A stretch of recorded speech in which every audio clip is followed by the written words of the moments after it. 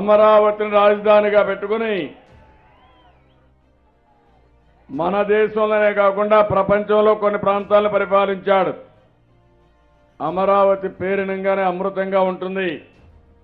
నేను ఏ పేరు పెట్టాలని ఆలోచించాను. చాలా మంది అన్నారు, రకరకాల పేర్లు చెప్పారు. కడాన ఆ రోజు రామోజీరావు గారు ఒక రీసెర్చ్ చేసి ఎప్పుడు నేను మర్చిపోలేను. ఎవరైనా ఒక మంచి దారి చూపిస్తే, ఒక మంచి సూచన ఇస్తే అది శాశ్వతంగా గుర్తుపెట్టుకోవాలి.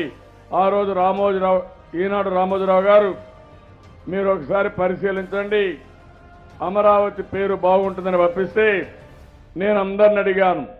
ఆ పేరు చెప్పంగానే 100% అమరావతి పేరు బ్రహ్మాండంగా ఉందని అందరూ ఏకగ్రీవంగా ఆమోదించారని చెప్పి కూడా నేను మీకు తెలియజేస్తున్నా.